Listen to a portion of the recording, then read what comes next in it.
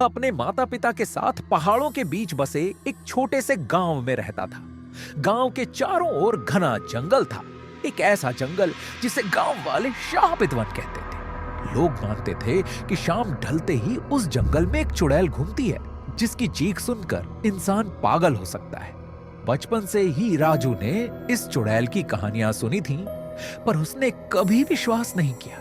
उसे लगता था कि ये सब डराने के लिए बनाई गई बातें हैं।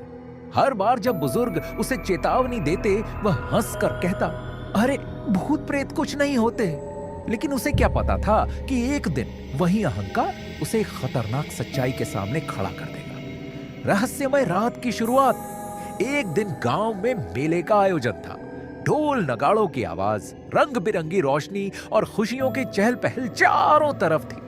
राजू अपने दोस्तों के साथ खूब मस्ती कर रहा था, लेकिन उसे अंदाजा नहीं था कि इसी रात उसकी जिंदगी हमेशा के लिए बदलने वाली है। रात के करीब 9 बजे मेला खत्म हुआ और लोग अपने अपने घरों की ओर लौटने लगे। राजू भी घर जाने के लिए निकला। रास्ता सीधा था, लेकिन उत्साह में अपने दोस्तों के पीछे दौड़ते दौड़ते वह पटरी बदलकर जंगल की तरफ वाले रास्ते पर चला गया। कुछ दूरी चलने पर उसे एहसास हुआ कि गलत रास्ते पर है। पीछे की ओर देखा तो मेला दूर दूर तक कहीं दिखाई नहीं दे रहा था। चारों तरफ सिर्फ अंधेरा और सन्नाटा था। राजू का दिल तेज धड़कने लगा। अरे मैं यहाँ कैसे आ गया, उसने अपने आप से कहा। उसी समय पीछे से पत्तों के खड़खड़ाने की आवाज आई। राजू ने डरते डरते पीछे मुड़कर देखा, कोई नहीं था। लेकिन उसे एक अजीब सी ठंडक महसूस हुई, जैसे अचानक किसी ने उसकी गर्दन के पास फूंक मारी हो। अजीब धुन और नीली रोशनी। राजू ने तेज कदम से रास्ते पर लौटने की कोशिश की, पर तभी जंगल की गहराई से एक अजीब सी धुन सुनाई देने लगी, धीमी पर बेहद डरावनी। ऐसा लग रहा था जैसे कोई बहुत पुराना गीत गा रहा हो। आवाज इतनी खौफनाक थी कि राजू के पैरों के नीचे से जैसे जमीन खिसक गई। अचानक दूर किसी पेड़ के पीछे से नीली चमक झिलमिलाई। रोशनी बहुत हल्की पर साफ दिख रही थी। राजू ने सोचा, शायद कि कोई गांव वाला हो या कोई लकड़हारा। उम्मीद के सहारे वह रोशनी की ओर बढ़ा। रोशनी एक पुराना विशाल बरगद का पेड़ था, जिसके चारों ओर काई जमी थी। पेड़ के नीचे एक बूढ़ी औरत बैठी थी। लंबे सफेद बाल, झुकी हुई कमर और उसकी आंखों में अजीब सी नीली चमक। राजू चौंक गया। दादी, आप यहाँ क्या कर रही हैं? उसने डरते हुए पूछा।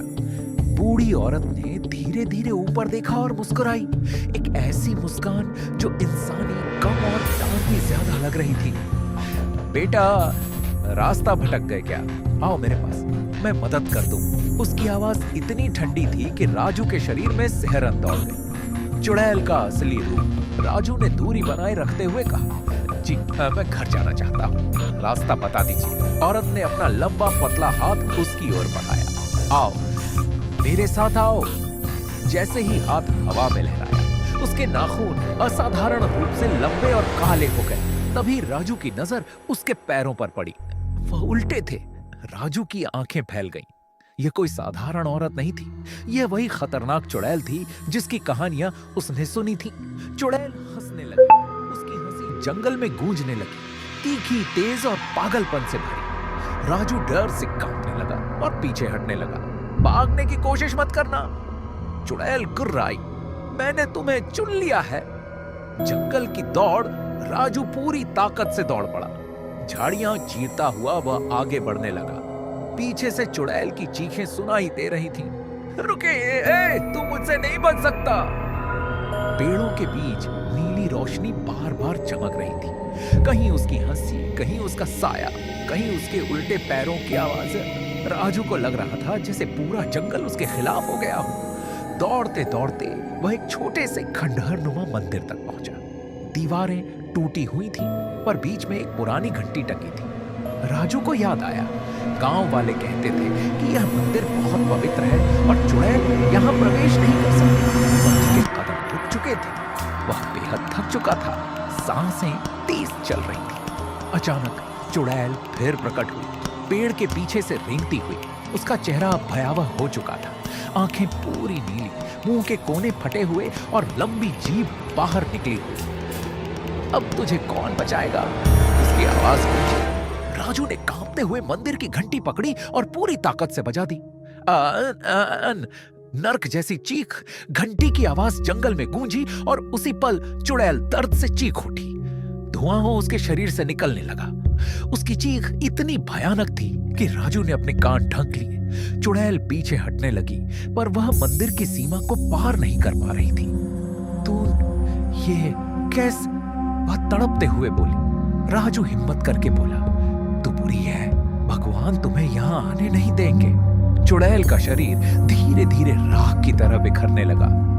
कुछ ही क्षणों में वह पूरी तरह गायब हो गई। बस नीले धुएं का एक गुब्बार हवा में छूट गया। सुबह की किरण और नया सबक राजू बेहोश होकर गिर पड़ा। जब उसकी आंख खुली तब सूरज की किरणें पेड़ों के बीच चमक रही थी। मंदिर के बाहर कुछ गांव वाले खड़े थे, वे रात से ही उसे ढूंढ रहे थे। राजू लड़खड़ाते हुए उठा और सबके गले लग गया। उसकी आंखों से आंसू बहते जा रहे थे। गांव वालों ने पूछा, क्या हुआ, रात कहां थे? राजू बस इतना ही कह पाया, चुड़ैल सच में होती है। उस दिन के बाद वह कभी जंगल में अकेला नहीं गया।